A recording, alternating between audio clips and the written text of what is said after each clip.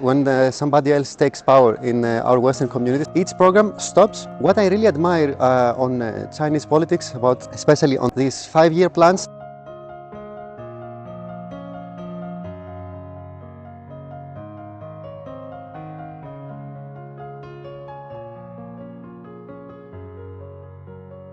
this is the first time I'm visiting China. I'm here for like 10 days and I have visited a lot of cities. Chengdu, Shanghai of course, maybe smaller cities like Xixi town.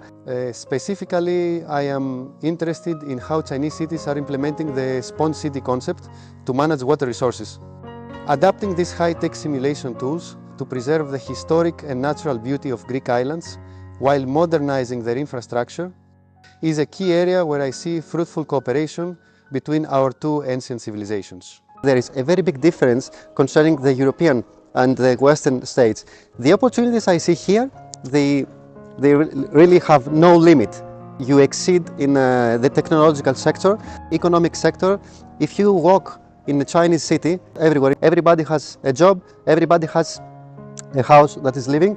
If you go to Western countries, to Western states, you see a lot of people in the street. This is so important. I will go back to my home country and inform my people about it. On the government and industry collaboration in the European Union states, we usually have a better fragmentation. We're very good on how to really write guidelines on more or less everything. So there are not so many things that you can do that they are not already written. For example, our Green Deal policy or the GDPR policies. What really makes me feel inspired about this. China can apply very fast whatever the state vote. For example, during the COVID-19 period, I was seeing in the news that you built in China a whole hospital in like 1 week. If we would like to do the same thing in Europe, it would take us like 10 years because we need to ask the people, we need to ask our government, we need to make different regulations, maybe we have to change the law. What really connects Greece and China is history. In Greek schools, we learn about Chinese civilization, even the modern history, etc. Because we believe that our civilizations are quite more or less the same. Listen, we both had philosophy, mathematics, physics, medicine. We are so far away concerning the kilometer distance. But in today's world, we try to make this distance more and more smaller through diplomacy. Maybe other countries of the world, they use hard power instead of soft power. We totally disagree. Both of our countries share a lot of things, also in the modern way of thinking.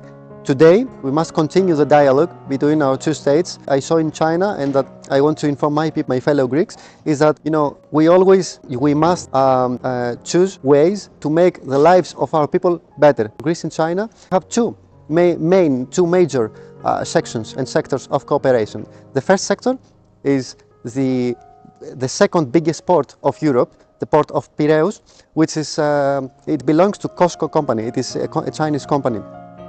We, the Greeks, when we had problems with our economic crisis 10-15 years ago, Chinese government helped Greece. They bought a percentage of the port. This port of Piraeus is the first major port that a boat can visit right after Africa, right after the Suez Canal. Greece offers to China the opening to the whole Western world.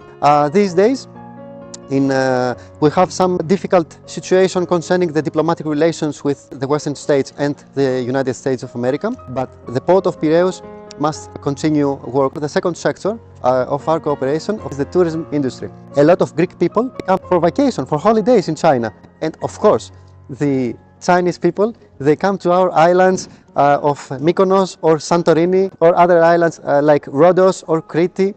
They come for holidays, for tourism. A lot of fellow Chinese people come in Greece to buy houses, to buy apartments or whatever, so they can also come to stay for more years or more time and spend there.